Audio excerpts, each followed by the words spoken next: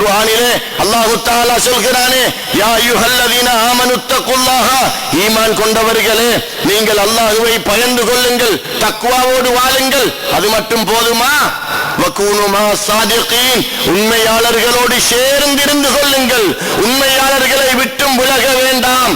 காரணம், நாங்கள் செய்யக்கூடிய அமல்கள் உடம்புக்குரியது, ஆனால் நமது ரூஹை பாதுகாப்பவர்கள் ஷேகுமார்களே, நமது ரூஹுக்கு சொந்தக்காரர்கள் ஷேகுமார்களே. அவர்களிடத்திலே அல்லாஹ் ஒப்படைத்து வைத்திருக்கிறான். அவர்கள் மூலமாகத்தான் நாங்கள் இஸ்லாத்தை அறிந்தோம், அவர்கள் மூலமாகத்தான் சஹாபாக்களை அறிந்தோம், அவர்கள் மூலமாகத்தான் ஹதீதுகளை அறிந்தோம், அவர்கள் மூலமாகத்தான் குர்ஆனையே அறிந்தோம், குர்ஆனுக்கு விளக்கங்களை அறிந்தோம்.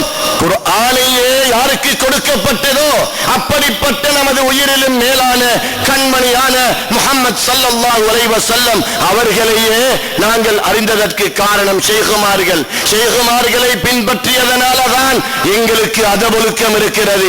ஷேகுமார்களை பின்பற்றியதனாலதான் அஹ்லு சுன்னத் வல் ஜமாஅத்தில் சஹாபாக்களை கண்ணியப்படுத்துகிறோம், இமாம்களை கண்ணியப்படுத்துகிறோம், அவுலியாக்களை கண்ணியப்படுத்துகிறோம், சூஃபியாக்களை கண்ணியப்படுத்துகிறோம். யாராவது ஒரு ஆலிமுக்கு நாங்கள் ஏசுகிறோமா?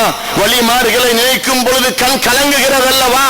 இதுக்கு காரணம் அவர்கள் மீது வைத்திருக்கிற அதபு, மரியாதை. நமது தாய் தந்தையினர்கள் நமக்கு தந்த இந்த கொள்கை உறுதியானது. இந்த சுன்னத்து வல் ஜமாஅத்து ஹக்கானது, தரீக்காக்கள் ஹக்கானவைகள். யாருக்கும் அதிலே குறுக்கிட முடியாது, யாருக்கும் தவறு சொல்ல முடியாது. தரீக்கத்தில் உள்ளவர்கள் எதை செஞ்சாலும், என்ன பாவம் செய்தாலும் அந்த பாவம் அவர்களுக்கு கிடைக்கத்தான் செய்யும். அது அவர்களோடு போகட்டும். ஆனால் தரீக்கத்தினுடைய ஷேகுமார்கள், நமது குத்துபுமார்கள், அவர்களை வைத்துத்தான் தரீக்காக்களை விளங்க வேண்டும். தரீக்கத்தில் உள்ளவர்களை பார்த்துவிட்டு தரீக்காவே பிழையானது என்ற முடிவுக்கு வர முடியாது. நாங்கள் திருந்த வேண்டும், நாங்கள் கல்வை பரிசுத்தப்படுத்த வேண்டும். ஷேகுமார்களுக்கு கெட்ட பெயர் எடுத்துக் கொடுக்க கூடாது, நமது சாதாத்துமார்களுக்கு கெட்ட பெயர் எடுத்துக் கொடுக்க கூடாது, நமது உஸ்தாதுமார்களுக்கு கெட்ட பெயர் எடுத்துக் கொடுக்க கூடாது. நாங்கள் திருந்தினால்தான் தரீக்காவை புகழ்வார்கள். எங்களுடைய பொறாமையை விட்டுவிட்டால் தரீக்காவை புகழ்வார்கள், எங்களுடைய தற்பெருமையை விட்டுவிட்டால் தரீக்காவை புகழ்வார்கள். ஏசுவதற்குரிய காரணம் தரீக்கத்தில் உள்ளவர்களுடைய பிழையின் காரணமாக.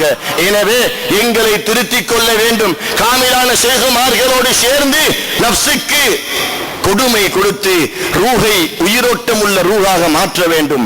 எனவே அல்லாஹு தஆலாவின் நல்லடியார்களே, பேரன்பு பெருமக்களே, குத்துபமார்களுக்கு அல்லாஹு தஆலா ஞானத்தை கொடுத்து கொண்டே இருக்கிறான். நாங்கள் படிக்கக்கூடிய இல்மு கிதாபிலே எழுதி வைத்தது, நாங்கள் படிக்கக்கூடிய இல்மு உஸ்தாதுமார்கள் விளங்கப்படுத்தக்கூடியது.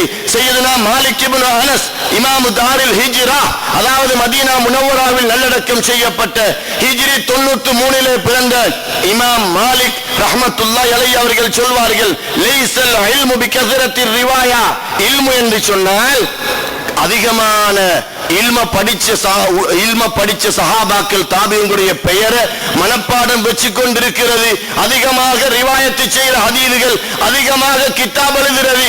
இதுக்கு பெயர் இல்மல்ல. அதிகமான கிதாப பாடமாக்குறது, அதிகமான தஃப்சீர பாடமாக்குறது, இதுக்கு பெயர் இல்மல்ல. உண்மையான இல்மு எது தெரியுமா? இன்னமல் இல்மு நூருன் யக்திஃபுஹு அல்லாஹு ஃபீ கல்பில் முஃமின்.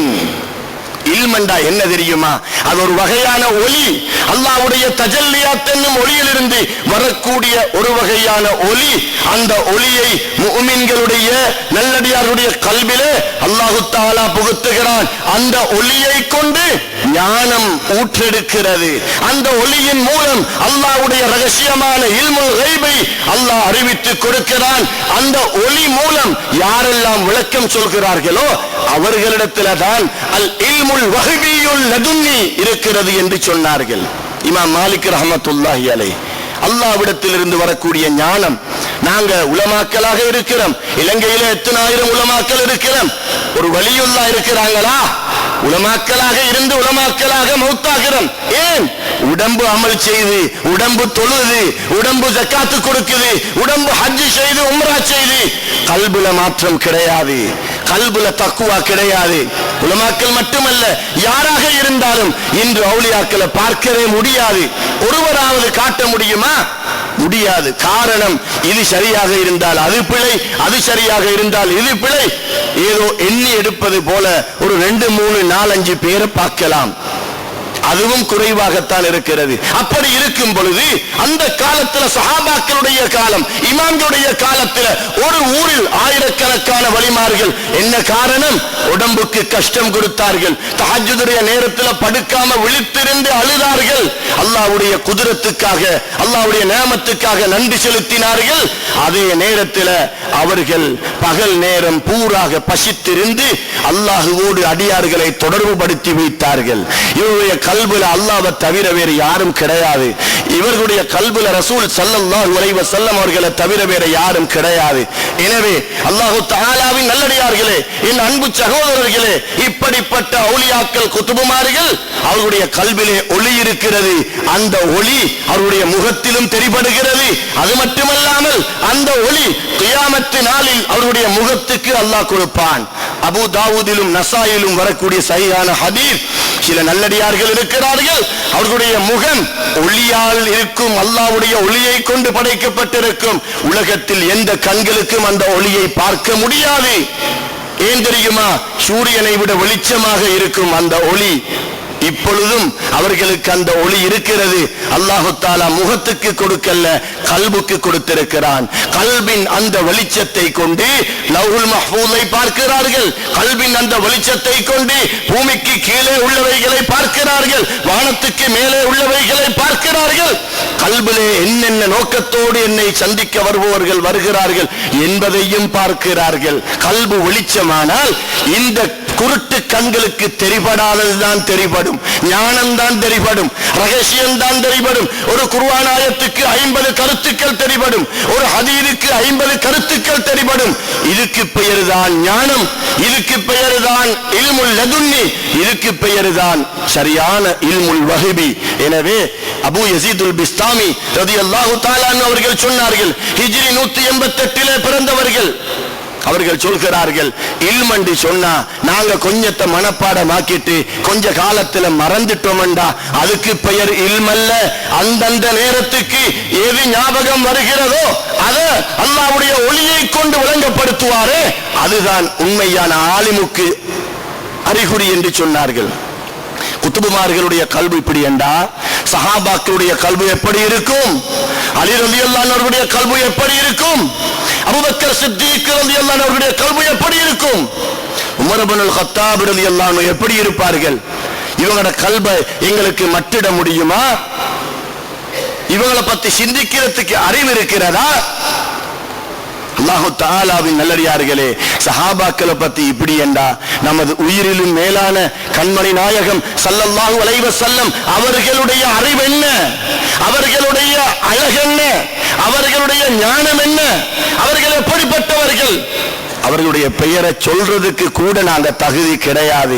எனவே இந்த மாதம், எதிர்வரும் மாதம் நமது உயிரிலும் மேலான கண்மணி நாயகம் ஸல்லல்லாஹு அலைஹி வஸல்லம் அவர்களை ஜியாரத் செய்யக்கூடிய மாதம்.